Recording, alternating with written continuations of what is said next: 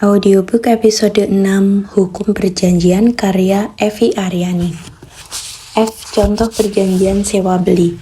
Surat perjanjian sewa beli sepeda motor yang bertanda tangan di bawah ini: 1. Nama, pekerjaan, alamat, nomor KTP atau SIM, telepon. Dalam hal ini bertindak untuk dan atas nama PT ... berdasarkan berkedudukan di ... berdasarkan surat kuasa di bawah tangan tertanggal ... nomor ... yang selanjutnya disebut pihak pertama. 2. Nama, pekerjaan, alamat, telepon. Dalam hal ini bertindak untuk dan atas nama diri sendiri dan selanjutnya disebut pihak kedua. Dalam perjanjian ini dijelaskan hal-hal sebagai berikut. 1. Bahwa pihak pertama dengan ini menjual dan menyerahkan kepada pihak kedua berupa A. Jenis kendaraan, B. Merek atau tipe, C. Tahun pembuatan, D. Nomor rangka, E. Nomor mesin, F. Warna, G. Jumlah warna barang, H. Kondisi barang. 2. Jual beli antara pihak pertama dan pihak kedua ini dilangsungkan dan diterima berdasarkan syarat-syarat dalam perjanjian ini dan tertulis dalam 17 pasal sebagai berikut. Pasal 1. Penyerahan dan penerimaan kendaraan. Pihak kedua telah menerima milik dari apa yang dibelinya dari pihak pertama pada hari ini dalam kondisi baik dan mulai hari ini pula segala keuntungan maupun kerugian sepenuhnya menjadi tanggungan pihak kedua. Pasal 2. Harga kendaraan. Harga kendaraan tersebut di atas adalah sebagai berikut. A. Harga kosong, B. Biaya surat-surat plus MPO, C. Harga on the road. Pasal 3. Jangka waktu pembayaran. 1. Kedua belah pihak telah bersepakat untuk menentukan jangka waktu pembayaran bagi pihak kedua selama ... bulan terhitung sebulan sejak ditandatanganinya surat perjanjian ini. 2. Pembayaran tersebut setelah dikurangi pembayaran uang muka dan biaya surat-surat serta MPO yang harus dibayarkan pihak kedua bersamaan dengan ditandatanganinya surat perjanjian ini. Pasal 4. Bunga. Bunga atas pembelian kendaraan ini ditentukan sebesar ...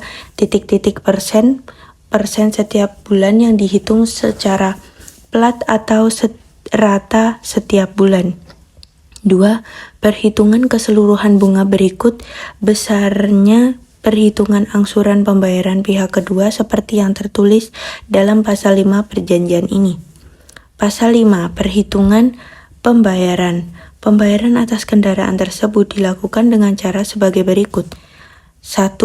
Pembayaran uang muka. A. Uang muka, B. Biaya surat-surat plus MBO sama dengan plus jumlah. 2. Sisa jumlah terhutang sama dengan pembayaran uang muka sisa terhutang. 3. Keseluruhan jumlah hutang. A. Sisa jumlah berhutang, B. Jumlah bunga plus jumlah. Pasal 6. Cara pembayaran. 1. Keseluruhan jumlah uang sebanyak ... dianggap sebagai hutang pihak kedua. 2. Uang muka dan biaya surat-surat serta MPO sebesar ... telah dibayarkan pihak kedua dan diterima pihak pertama, dan pihak pertama dengan ini memberikan tanda terima yang sah kepada pihak kedua berupa surat perjanjian ini, sehingga surat perjanjian ini berlaku pula sebagai kwitansi untuk penerimaan jumlah uang tersebut. 3. Perincian pembayaran angsuran pihak kedua setiap bulannya adalah sebagai berikut. A. Sisa pembayaran harus diangsur pihak kedua selama ... kali setiap bulan sebesar rupiah ... setiap bulan terhitung mulai 1 bulan sejak saat pihak kedua menerima kendaraan. B. Pembayaran angsuran tersebut dilakukan pihak kedua setiap tanggal ... setiap bulannya dengan mengambil tempat di kantor nama perusahaan yang beralamat di ... Pasal 7. Tanda terima pembayaran. 1. Setiap kali pihak kedua melakukan pembayaran angsuran akan diberikan kepadanya kwitansi tanda terima dari pihak pertama. 2. Kwitansi tanda terima sebagai pihak pembayaran angsuran yang sah adalah kwitansi yang dikeluarkan pihak pertama dengan cap dan tanda tangan ahli petugas yang ditunjuk nama perusahaan. Kwitansi tanda terima itu, baik bentuk, tanda-tanda maupun kondisinya, tidak sesuai dengan yang dikeluarkan, nama perusahaan, maka angsuran pembayaran pihak kedua dianggap tidak sah dan pihak kedua dinyatakan belum membayar. 3. Untuk tata tertib administrasi, pihak kedua diwajibkan menyimpan semua kwitansi bukti pembayarannya. 4. Ketidakmampuan pihak kedua menunjukkan atau memperlihatkan salah satu atau semua kwitansi bukti pembayarannya sudah cukup membuktikan bahwa pihak kedua belum melakukan kewajiban pembayaran. Pasal 8. Keterlambatan pembayaran. Pihak kedua dianggap terlambat membayar jika waktu pembayarannya melebihi tanggal yang telah ditetapkan pada bulan berjalan sesuai pasal 6 perjanjian ini. Pasal 9. Denda dan biaya penagihan. 1. Apabila terjadi keterlambatan pembayaran angsuran dari pihak kedua sesuai pasal 6 surat perjanjian ini, maka pihak kedua harus membayar dan karenanya terhitung denda sebesar %, per hari dari besarnya angsuran pembayaran yang tertunggak atau sebesar Rp dengan pembulatan menjadi Rp per hari. 2. Pihak kedua juga dikenakan biaya penagihan yang ditetapkan sebesar Rp setiap kali petugas resmi pihak pertama melakukan penagihan. Pasal 10. Pembatalan. 1. Dengan tidak melakukannya pembayaran angsuran oleh pihak kedua berturut-turut sesuai dengan pasal 6 surat perjanjian ini, maka tanpa memerlukan teguran terlebih dahulu dari pihak pertama telah cukup membuktikan bahwa pihak kedua dalam keadaan lalai dan wan prestasi. 2. Keadaan lalai atau wan prestasi tersebut mengakibatkan perjanjian sewa menyewa beli ini batal dengan sendirinya tanpa diperlukan putusan dari pengadilan negeri yang berarti kedua belah pihak telah setuju untuk melepas segala ketentuan yang telah termuat dalam pasal 1266 Kitab Undang-Undang Hukum Perdata. 3. Dalam hal pembatalan perjanjian ini, maka seluruh pembayaran dari pihak kedua kepada pihak pertama dianggap sebagai uang sewa atas pemakaian kendaraan tersebut. 4. Selanjutnya, pihak kedua memberi kuasa penuh kepada pihak pertama yang atas kuasanya dengan hak substitusi untuk mengambil kendaraan milik pihak pertama, baik yang berada di tempat pihak kedua atau tempat lain, pihak lain yang mendapat hak daripadanya. 5.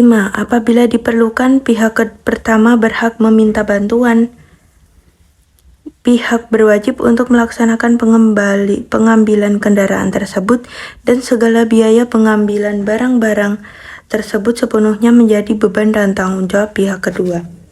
Pasal 11. Tanggung jawab pihak kedua. Mengingat kendaraan telah dipegang oleh pihak kedua sebagai peminjam pakai karena pihak kedua bertanggung jawab penuh untuk merawat dan menjaga keutuhan serta kebaikan kondisi kendaraan yang belum dilunasi pembayarannya tersebut dalam keadaan jalan yang baik atas biaya pihak kedua sendiri. 2. Membayar pajak atas kendaraan tersebut sesuai peraturan pemerintahan yang berlaku untuk itu. Pemindah tanganan kendaraan. Pasal 12. 1. Terhitung sejak tanggal penyerahan kendaraan, maka segala risiko yang berkenaan dengan kendaraan tersebut sepenuhnya menjadi tanggung jawab pihak kedua. 2. Berkenaan dengan masalah tersebut, pihak kedua selama masih terikat dalam perjanjian ini dilarang melakukan tindakan atau perbuatan yang bertujuan untuk mengalihkan atau memindah tangankan kepemilikan kendaraan. Misal A. Menjual, B. Menggadaikan, C. Melakukan hal-hal yang bertujuan mengalihkan atau memindah tangankan kepemilikan kendaraan lainnya. Pasal 13. Kerusakan dan kehilangan. 1. Apabila terjadi kerusakan atas kendaraan karena pemakaian, maka pihak kedua berkewajiban untuk memperbaiki atau mengeluarkan ongkos biaya atas kerusakan yang diderita kendaraan tersebut sehubungan dengan pemakaiannya. 2. Apabila terjadi kehilangan atas kendaraan karena sebab akibat dan atau hal-hal lainnya, maka pihak kedua tetap berkewajiban penuh untuk melakukan pembayaran angsuran sesuai dengan ketentuan dalam pasal 6 perjanjian ini. Pasal 14 Pengalihan hak milik. Setelah semua angsuran pembayaran sesuai pasal 6 perjanjian ini dilunasi pihak kedua, hak kepemilikan atas kendaraan tersebut beralih sepenuhnya kepada pihak kedua. Pasal 15 Penyelesaian perselisihan. Apabila terjadi perselisihan dan tidak bisa diselesaikan secara musyawarah, kedua belah pihak bersepakat untuk menyelesaikan secara hukum dan kedua belah pihak telah sepakat untuk memilih tempat tinggal yang umum dan tetap di ... Pasal 16 Masa berlakunya perjanjian. Surat perjanjian ini dibuat rangkap 2 dengan dibubuhi materai secukupnya yang berkekuatan hukum yang sama masing-masing dipegang pihak pertama dan pihak kedua dan mulai berlaku sejak ditandatanganinya kedua belah pihak. Pihak pertama ditandatangani Salatiga ... 2012, pihak kedua ditandatangani. Bab 8 Perjanjian kontrak.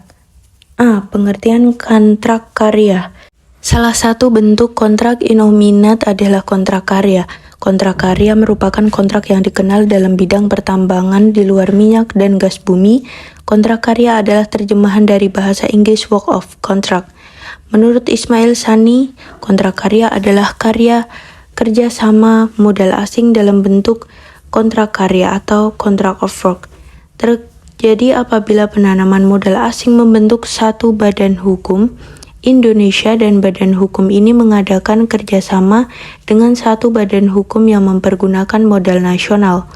Menurut Erman Raja Guguk dan kawan-kawan 1995 halaman 86. Definisi lain dari kontrak karya adalah suatu kerjasama di mana pihak asing membentuk suatu badan hukum Indonesia dan badan hukum nasional ini bekerjasama dengan badan hukum Indonesia yang menggunakan modal nasional. Definisi lain dari kontrak karya adalah suatu kerjasama di mana pihak asing membentuk suatu badan hukum Indonesia dan badan hukum Indonesia ini bekerja sama dengan Badan Hukum Indonesia yang menggunakan modal nasional. Sri Wulan Aziz dalam Salim HS 2006 halaman 128.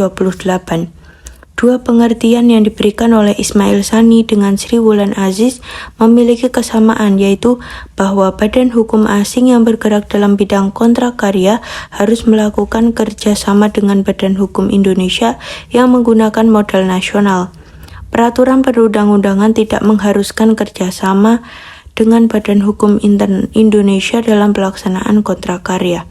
Sehingga menurut Salim HS, definisi kontrak karya adalah suatu kontrak yang dibuat antara pemerintah Republik Indonesia dengan perusahaan asing semata-mata atau merupakan patungan antara badan hukum asing dengan badan hukum domestik dalam bidang pertambangan di luar minyak dan gas bumi, sesuai dengan jangka waktu yang ditentukan oleh kedua belah pihak. Salim HS 2003 halaman 63. Definisi kontrak karya dari Salim HS adalah definisi yang lengkap selain mengatur masalah kerjasama antar badan hukum asing dengan badan hukum Indonesia, tetapi juga mengatur mengenai 1. Adanya kontraktual, yaitu perjanjian yang dibuat para pihak. 2. Adanya subjek hukum, yaitu pemerintah Indonesia dengan pihak asing atau gabungan antara pihak asing dengan pihak Indonesia. 3. Adanya objek, yaitu pengelolaan dan pemanfaatan tambang di luar minyak dan gas bumi. 4. Adanya jangka waktu dalam kontrak. Ada beberapa hukum dasar hukum yang mengatur tentang kontrak karya. Landasan hukum kontrak karya diatur dalam peraturan-peraturan di bawah ini. 1. Undang-Undang Nomor 1 Tahun 1967 tentang penanaman modal asing. 2. Undang-Undang Nomor 11 Tahun 1970 tentang perubahan dan tambahan Undang-Undang Nomor 1 Tahun 1967 tentang penanaman modal asing. 3. Undang-Undang Nomor 6 Tahun 1968 tentang penanaman modal dalam negeri. 4. Undang-Undang Nomor 12 Tahun 1970 tentang perubahan dan tambahan Undang-Undang Nomor 6 Tahun 1968 tentang penanaman modal dalam negeri.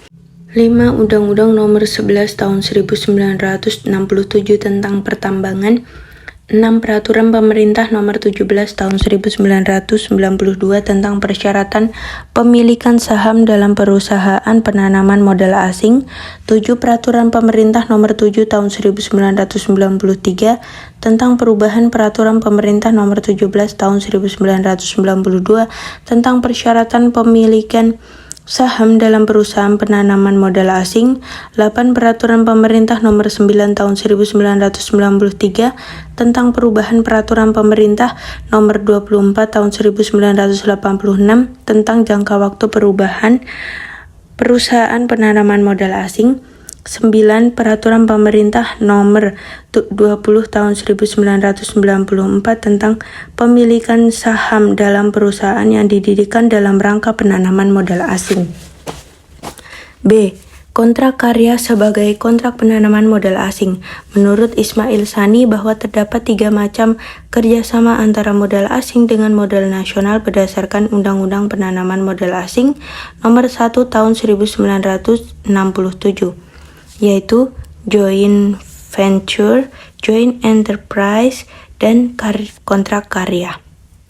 Ismail Sani dalam Sunarjati Hartono 1972 halaman 127. Dalam kontrak karya, pihak asing membentuk suatu badan hukum Indonesia dan badan hukum Indonesia ini bekerja sama dengan badan hukum nasional Indonesia yang lain. Dalam pengertian terminologi, kontrak karya adalah kontrak antara pemerintah Republik Indonesia dengan perusahaan penanaman modal asing berbentuk badan hukum Indonesia dan berkedudukan di Indonesia yang memuat persyaratan teknis, finansial, dan persyaratan lain untuk melakukan usaha pertambangan bahan galian di Indonesia kecuali minyak bumi, batu bara, dan uranium. Kontrak karya memberikan hak sekaligus kepada kontraktor untuk melaksanakan usahanya sejak dari tahap penyelidikan umum atau survei, eksplorasi sampai dengan eksploitasi, pengelolaan dan penjualan hasil produksi tanpa ada pemisah antara tahap praproduksi dengan operasi produksi. Penanaman modal berkaitan erat dengan kontrak karya karena sebelum menandatangani kontrak karya, maka para investor harus mengajukan izin kepada pejabat yang berwenang. Penanaman modal dibagi menjadi 2 bentuk, yaitu penanaman modal asing dan penanaman modal dalam negeri. Karenanya, kontrak karya adalah perjanjian tentang penanaman modal di bidang pertambangan di luar minyak dan gas bumi. Untuk itu, kontrak karya harus tunduk pada ketentuan-ketentuan peraturan perundang-undangan yang tersebut di atas. Kontrak karya dalam bidang pertambangan umum berkembang pada masa pemerintahan Orde Baru, yaitu sejak diberlakukannya Undang-Undang Nomor 1 Tahun 1967 tentang penanaman modal asing dan Usaha-Usaha Nomor 11 Tahun 1967 tentang ketentuan-ketentuan pokok pertambangan. Salim HS 2003 halaman 132. Dasar hukum dalam kontrak karya adalah kontrak penanaman modal asing adalah Pasal 8 Ayat 1 Undang-Undang Nomor 1 Tahun 1967 tentang penanaman modal asing dan Pasal 10 Undang-Undang Nomor 11 1967 tentang ketentuan pokok pertambangan. Ketentuan tentang kontrak karya dalam Pasal 8 Undang-Undang Nomor 1 Tahun 1967 tentang penanaman modal asing yang berbunyi sebagai berikut. 1. Penanaman modal asing di bidang pertambangan didasarkan pada suatu kerjasama dengan pemerintah atas dasar kontrak karya atau bentuk lain sesuai dengan peraturan perundang-undangan yang berlaku. 2. sistem kerjasama atas dasar kontrak karya atau dalam bentuk lain dapat dilaksanakan dalam bidang-bidang usaha lain yang akan ditentukan oleh pemerintah. Pasal 10 Undang-Undang Nomor 11 Tahun 1967 tentang ketentuan-ketentuan pokok pertambangan yang berbunyi sebagai berikut. 1. Menteri dapat menunjuk pihak lain sebagai kontraktor apabila diperlukan untuk melaksanakan pekerjaan-pekerjaan yang belum atau tidak dilaksanakan sendiri oleh instansi pemerintah atau perusahaan negara yang bersangkutan selaku pemegang kuasa pertambangan. Dalam mengadakan perjanjian karya dengan kontraktor seperti yang dimaksud dalam ayat 1 pasal ini, instansi pemerintah atau perusahaan negara harus berpegang pada pedoman-pedoman, petunjuk-petunjuk, dan syarat-syarat yang diberikan oleh menteri. 3. Perjanjian karya tersebut dalam ayat 2 pasal ini mulai berlaku sesudah dilaksanakan oleh pemerintah setelah berkonsultasi dengan Dewan Perwakilan Rakyat atau DPR apabila menyangkut eksploitasi golongan A sepanjang mengenai bahan-bahan galian yang ditentukan dalam pasal 13 undang-undang ini dan atau yang perjanjian kerjanya berbentuk penanaman modal asing. Ada 3 hal yang diatur dalam pasal 10 Undang-Undang Nomor 11 Tahun 1967 tentang ketentuan-ketentuan pokok pertambangan, yaitu 1. Pemerintah atau menteri dapat menunjuk kontraktor untuk melaksanakan pekerjaan yang berkaitan dengan eksplorasi maupun eksploitasi. Perjanjian dituangkan dalam bentuk kontrak karya. 3. Momentum perjanjiannya setelah disahkan oleh pemerintah. Penjabaran lebih lanjut dari undang-undang itu dituangkan dalam berbagai peraturan pemerintah, keputusan presiden, peraturan menteri, keputusan menteri, dan peraturan lainnya.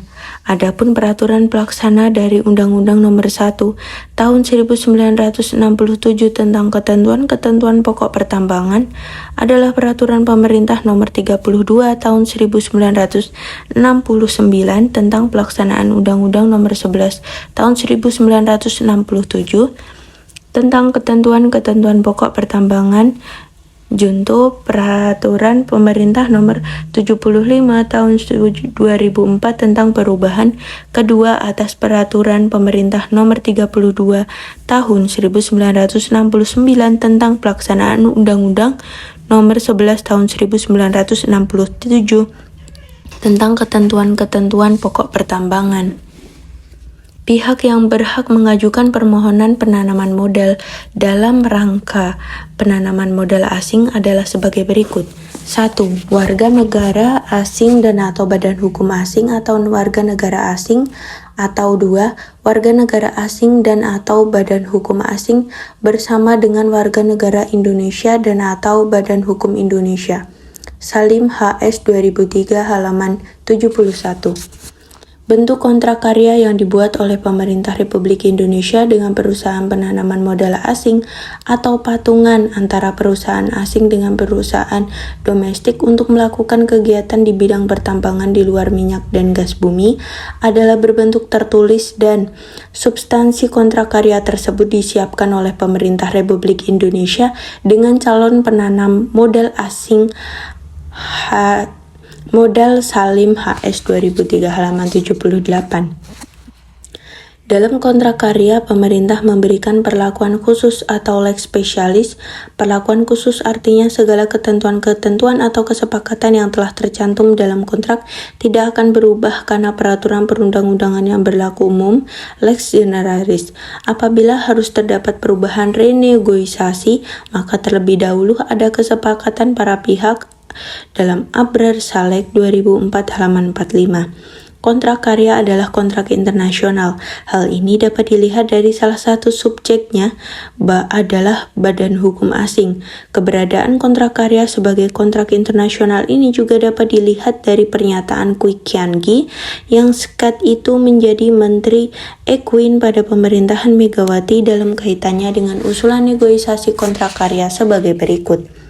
Pemerintah akan meminta pendapat pakar hukum internasional menyangkut renegosiasi semua kontrak yang dianggap merugikan Indonesia. Apa pendapat mereka? Kita harus tahu. Dengan demikian, kontrak karya tidak dapat dilepaskan juga dari perjanjian internasional.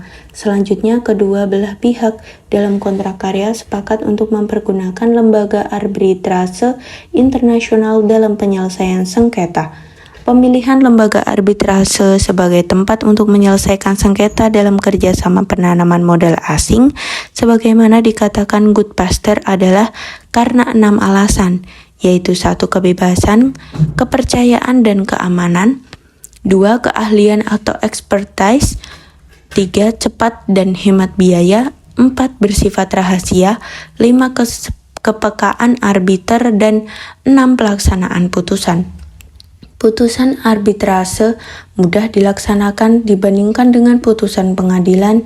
Salim HS 2006 halaman 316. Di dalam pasal 20 Undang-Undang Nomor 11 Tahun 1967 tentang ketentuan-ketentuan pokok pertambangan dan pasal 38 Peraturan Pemerintah Nomor 32 Tahun 1969 tentang Peraturan Pelaksana Undang-Undang Nomor 11 Tahun 1967 tentang pertambangan telah diatur tentang berakhirnya kekuasaan pertambangan. Kuasa pertambangan berakhir karena 1. Pertambangan berakhir, 2. Dibatalkan, 3. Habis waktunya. Adapun dalam pasal 18 Undang-Undang Nomor 24 Tahun 2000 tentang Perjanjian Internasional diatur tentang perjanjian internasional. Berakhirnya perjanjian internasional dapat terjadi antara lain 1. Terdapat kesepakatan para pihak melalui prosedur yang ditetapkan dalam perjanjian. 2. Tujuan perjanjian telah tercapai. 3. Terdapat perubahan mendasar yang mempengaruhi pelaksanaan perjanjian. 4. Salah satu pihak tidak melaksanakan atau melanggar ketentuan perjanjian. 5. Dibuat suatu perjanjian baru yang menggantikan perjanjian yang lama. 6. Muncul norma-norma baru dalam hukum internasional. 7. Objek perjanjian hilang. 8. Terdapat hal-hal yang merugikan kepentingan nasional. Di samping cara-cara tersebut dalam pasal 19 Undang-Undang Nomor 24 Tahun 2000 ditentukan berakhirnya perjanjian sebelum jangka waktunya. Perjanjian internasional berakhir sebelum waktunya berdasarkan kesepakatan para pihak, tidak mempengaruhi penyelesaian setiap pengaturan yang menjadi bagian dari perjanjian dan belum dilaksanakan secara penuh pada saat berakhirnya perjanjian tersebut. Pasal 18 Undang-Undang Nomor 1 Tahun 1967 tentang penanaman modal asing disebutkan dalam setiap izin penanaman modal asing ditentukan jangka waktu berlakunya yang tidak melebihi 30 tahun. Waktu perizinan tersebut sangat beralasan mengingat jangka waktu penggunaan tanah bagi perusahaan modal asing berkisar 30 tahun. Selain itu juga telah diperhitungkan bahwa jangka waktu tersebut telah cukup memberikan keuntungan bagi si penanam modal. Menurut Irma Rajaguguk 1995 halaman 182. Dalam perkembangannya, jangka waktu penanaman modal asing dapat diperbarui. Peraturan Pemerintah Nomor 20 Tahun 1994 menyebutkan jangka waktu investasi adalah 30 tahun terhitung sejak berproduksi secara komersial, dapat diperbaharui lagi selama 30 tahun apabila perusahaan bermanfaat bagi ekonomi nasional. Sebelumnya perpanjangan izin tidak diatur. C. Kedudukan para pihak dalam kontrak karya. Negara merupakan badan hukum publik. Badan hukum publik merupakan badan hukum yang diadakan oleh kekuasaan umum. Khaidir Ali 2005 halaman 61. Sebagai badan hukum publik, negara atau pemerintah dapat melakukan hubungan keperdataan. Pemerintah dalam hubungan keperdataan dapat bertindak sebagai subjek yang tidak berbeda dengan subjek hukum perorangan atau badan-badan hukum keperdataan pada umumnya. Abrar Saleh 2004 halaman 151. Hubungan keperdataan timbul dari perbuatan keperdataan, misalnya melakukan kontrak dengan subjek hukum lainnya. Negara dalam melakukan hubungan keperdataan dalam hal ini membuat kontrak dilakukan oleh pemerintah. Pendapat Bierling, sebagaimana dikemukakan Kahrenberg, bahwa negara dapat bertindak dalam dua kualitas, yaitu sebagai negara dan sebagai badan negara semu atau quasi-staatsgenosie. Dengan demikian, apabila negara tidak bertindak dalam kualitasnya sebagai negara atau penguasa, maka hubungan hukum yang muncul menunjukkan hubungan hukum publik. Sedangkan dalam hal negara bertindak sebagai kualitas yang lain, maka hubungan hukum tersebut merupakan hubungan hukum privat dan karenanya tunduk pada ketentuan hukum perdata.